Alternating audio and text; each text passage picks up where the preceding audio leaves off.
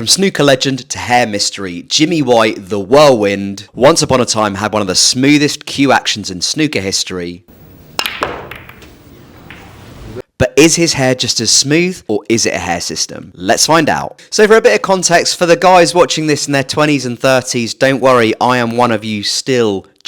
In the 1980s and early 1990s, there was a legendary snooker player called Jimmy White. He won multiple titles and was one of the most famous players in the sport. He had this sort of jet black, slick back hair, but even in the 90s, you could really see that there was some recession going on. So how on earth does he have a full head of hair now, and it's still jet black? Now, what do you think? Do you think this is his real hair, or do you just think this is a really bad hair system? Now, Jimmy White, he did win the 1984 Masters 4 years before I was even born. He also was runner-up 6 times. He was nicknamed the Whirlwind due to his aggressive playing style. And based off what I've seen of his hair now, I imagine that his hair loss was pretty aggressive during that period as well. Now, why do people think he might wear a system? Well, he was most certainly thinning in the 90s, especially around the temple areas. It probably didn't help that he often had his hair slicked back as well, which can really magnify those thinning temples. There's also the fact that he's now 62 and there's not a grey hair on his head. This, you could argue, is quite unusual for a man of that age to have no greys. And lastly, the hair that he has now, a couple of things. It looks like it's been ironed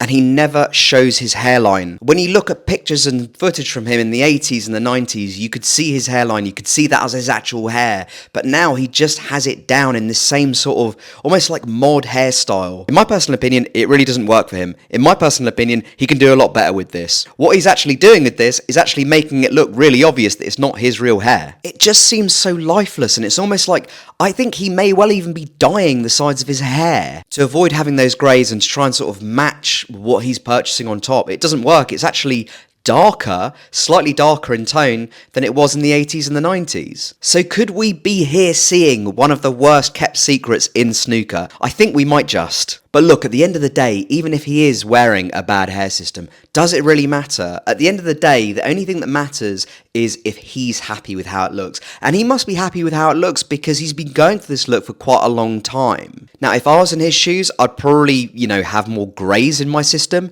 I'd probably have it cut in a different way. I'd probably have it less dense as well based on my age. I'm going to bring up a photo right now, a really recent photo where you can almost see his face looks too old for the hair. Like, he looks really, really wrinkly, and it's almost like he's got a very sort of young hairstyle.